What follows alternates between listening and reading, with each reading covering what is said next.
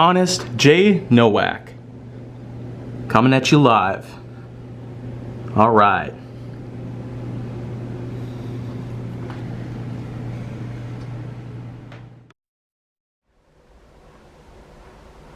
A pleasure to meet y'all at last, and welcome back to Honest J. Nowak Graphix. Today's pick on Graphix, we're going to go a little ways towards Hasbro and pick out one of the many properties that they have, which of course they've turned into video game adaptations. Today let's go ahead and pick Transformers Devastation. Now, I know I've already talked about Transformers Battlegrounds, but today I'm going to be talking about the game that preceded that one, 5 years before then, Devastation, late 2015. I will tell you, for one thing, it's a pretty extensive way at rebooting the original faithful G1 styling of the classic cartoon itself. Transformers G1 has certainly had quite a bit of mileage to it. It's gotten quite a lot of attention on its own, being the first of its kind, and alongside many other giant robot style animes out there like Mobile Suit Gundam and Voltron. I tell you, there was really tons of things out there that were relating to giant robots throughout the 70s, 80s, and 90s. Up until today, where it seems like we're having ourselves a huge world of giant fighting robots of all sorts. But Transformers, being one of the earlier incarnations that have been placed in a more canonical space, gives us a huge thing to work with. Transformers Devastation, it not only gives us a more modernized, polished look at what we could potentially get for a G1 based game out there, but man, does it do well. It really does have a lot of loyalty to what the original show gave us. The cartoon that it spanned between 1984 and 1987 with over 100 episodes. And there's totally a lot of things to potentially put together. All sorts of episode plots, all sorts of twists. And who could ever forget that the transition from Season 2 to Season 3 was basically a feature-length film, which of course was primarily under the ownership of Sony. So, this was way before the PlayStation was even out, but Sony, of course, had supervised along with Hasbro to work on their own feature-length film for the Transformers in 1986. And not long after that, there was an actual third season to the show. So, that's just pretty much what that's about. When it comes to video games though, Transformers video games are in so many places. For a 2015 PS4 title, Transformers Devastation has certainly gotten quite a lot of amazing grace put into it. Certainly one of the most.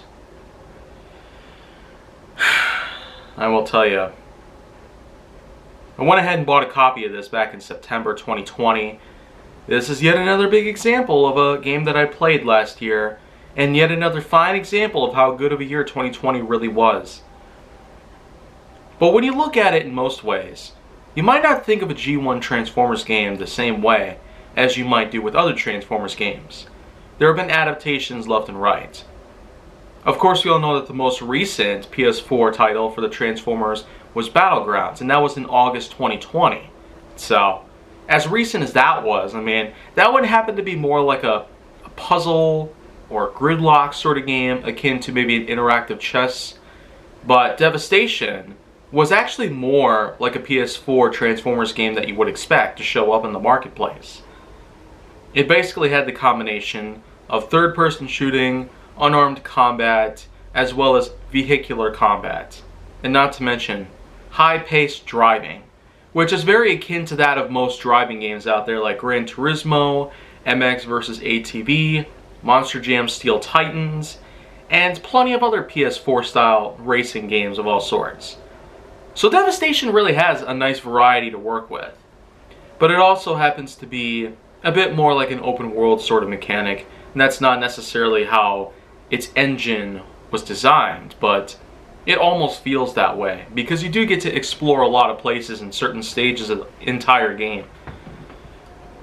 The main plot, though, is that Megatron and the rest of the Decepticons, including the Seekers, have something put together.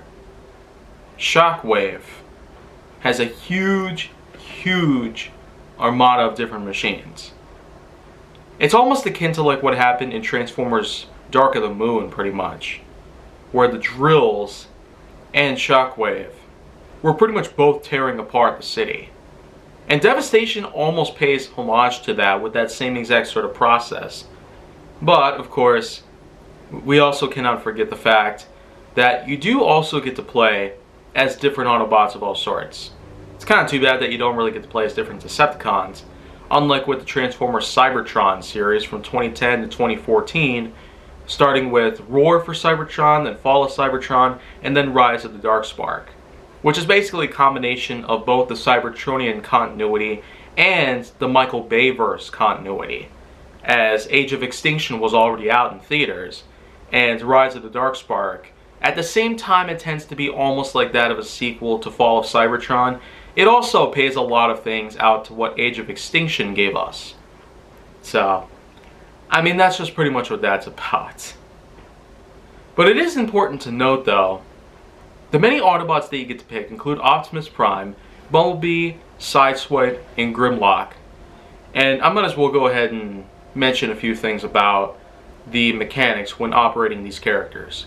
For Optimus, Bumblebee, and Sideswipe, they're pretty much just as you'd expect. You do get to change interchangeably between them depending on what stage you're in, and, most importantly, depending on whom you're willing to choose. They each have their own attributes, including their speed, their movement, their agility, their power, their strength, their durability, and whatnot. When you're playing Grimlock, though, it's a lot different. Grimlock's a Dinobot, and as a result, a Dinobot form of that of the actual T-Rex seems to be Grimlock's alt mode. Grimlock's controls are a lot different than the others, for the most part, and that's probably for the reason because unlike where the other ones they transform into actual vehicles, Grimlock's Dino mode is pretty much a bit different, and therefore they probably made this little thing of where they can pretty much put out a different sort of gameplay mechanic, a new type of control to try and boost Grimlock's speed, which it can be a bit of a disruption on your fingertips. But you know what though? Putting together a lot of different flaws, yet putting together a lot of different pros about the game, at the same time does allow for me to give it kind of a good scoring. If I were going to do scoring on video games, which I haven't really done so I guess we'll probably just leave that as it is. But in all seriousness, I'll probably just go ahead and say Devastation, being one of only a few Transformers games released on the PS4, it probably doesn't necessarily hold the highest of standards, but yet I can consider it to be good, by all means. A good Transformers game, unlike a handful of others that we've seen over the past few decades. That's probably saying a lot, but still.